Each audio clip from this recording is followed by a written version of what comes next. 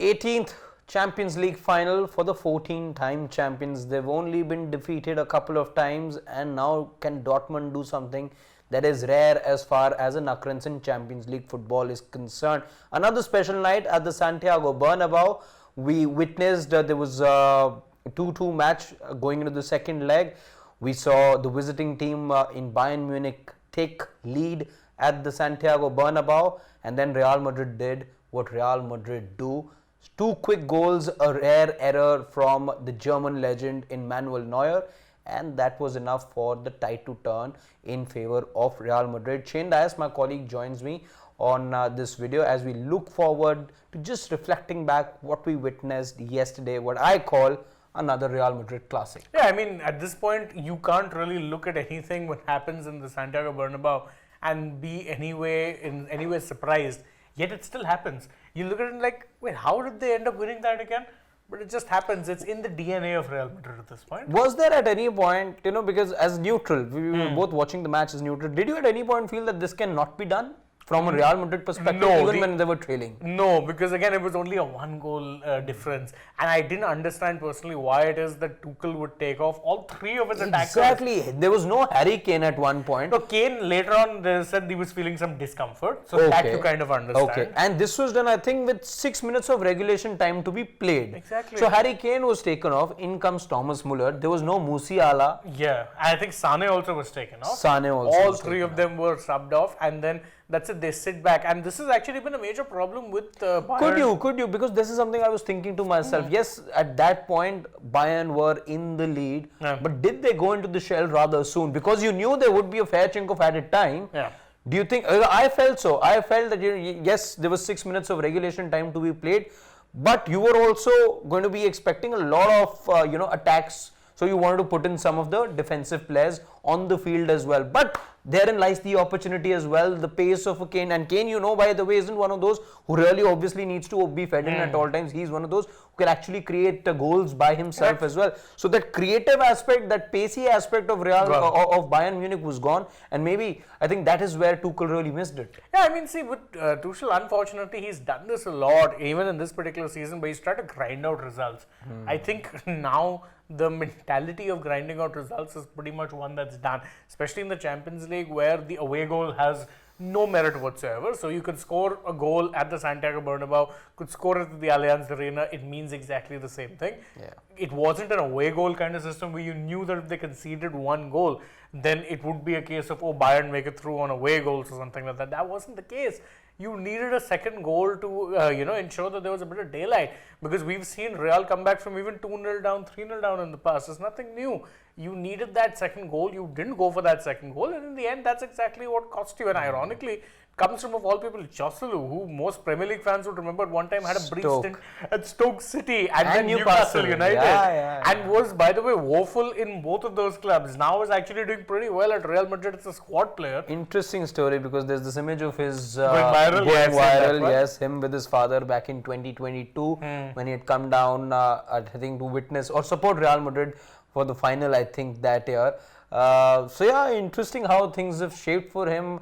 And of course, that is one of the big stories coming out of yesterday's match. But the other big story also being, and you talked about, possibly, that defensive mindset, and Tuchel's probably done that way too often this season. I mean, he's done it in the league as well. But I will put this on the players as well. You remember this time, again, dying stages, even before that substitution. No, that substitution, I think, was just being made, but there was this point that it was a 3-on-1 situation. Muller was the one, I think, who was still on the pitch, and the ball had gone into his path.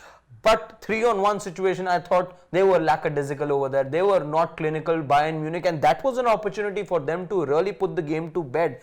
3-on-1 situation, you really cannot be squandering that. And once that was squandered, and that in a way reflected about, the mindset, because they were just in that mindset. Even the players that, they had to play defensive. They weren't really looking to take the attack to Real Madrid after a point.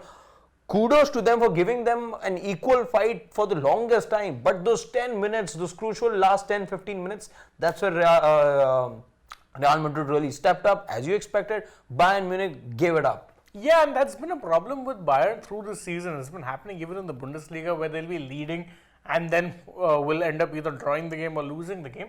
It's been a problem with them because, and that's the thing with Tuchel also. In recent times, a lot of people prior to even his Chelsea stint had this notion of him being a little too tactical at times. Now I think he's veered a little too tactical in the negative sense, that he tends to prefer grinding out wins as opposed to being a little expansive.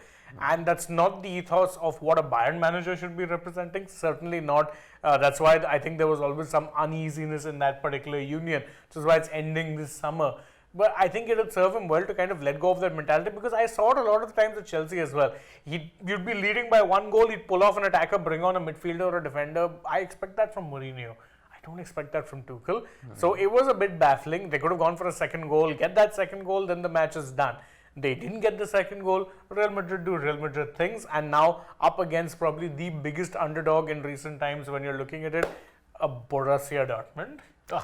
Clinical performance over the 2 legs by Borussia Dortmund. With some assistance from the woodwork. With some assistance from the woodwork. Interesting you mentioned that, because I remember good 5-6 times that it hit the crossbar. But you're saying what? There was, I think 10, 12, 14 times over both legs where they were, hitting the post. It was definitely one of those where they really did grind it out. But also, I mean, PSG have no one to blame with themselves. And the first appearance since 2013, maybe? Yes, 2013, which is when they were up against Bayern, incidentally. And incidentally, also the venue that time was Wembley. Same as this time. What a story it could be for Marco Reus. Marco Reus will be, playing his last game for Dortmund. That'll be his last game for Dortmund. Although I must remind a lot of our viewers that the last time Real Madrid were up against a team with an aging veteran who deserved a Champions League, it was Juventus in 2018. Didn't quite work out so well. In fact, Real in recent times have really made mincemeat out of the underdog teams when it comes to finals. Atletico on 2 separate occasions. Liverpool? Dortmund. But they weren't minnows going to the... I mean, Liverpool weren't minnows, but also they weren't in the same bracket. Yeah. But yeah, they definitely, did a number on Liverpool as well. Much as Liverpool fans will hate being reminded about what happened to Salah. Yeah. And what Karius did that night. Yeah, I don't entirely blame him. In retrospect, people have said that he definitely had a concussion. He had a concussion, was playing on despite that. But yeah, definitely a disaster class of a performance, that one. He should not go at all. But I mean, see, the final is what, 2-3 weeks now? Beginning of June is when it would be at. Slightly earlier this time around. 10th of June it was last year, but I believe it's earlier than that this time. Yeah. So definitely I'm going to be looking forward to this game. I know it will come in the middle of a busy period for us. There'll be a World Cup going on. There'll be a build up to something like the Euros. Also the Olympics, don't forget. So there's plenty going on there as well. But I'm looking forward to this final. It should be interesting. I think it's one of those rare David Goliath fights, and you haven't got those in a while in the Champions League. You haven't. It's generally been elite clubs competing against each other. But good on Dortmund to be able to make it to the final. They had a crucial quarter-final, then a semi-final as well, where not every time they were given a lot of chances by experts, but well, they've done everything required to reach the Champions League final. And let's see now if they can cause a major upset, and it will be one, because to stop Real Madrid from winning a Champions League final takes a Herculean task to do that. For now, Shin and I will take your leave. Let us know how you liked what we just did in this video. In case you want to see more of this, do express your interest in the comment section, your views on the couple of goals you saw last night, Real Madrid overall, what you think are the chances, Dortmund, all of that. Always looking forward to your thoughts. For now, we'll take your leave, and do subscribe to Sports Today. Bye-bye.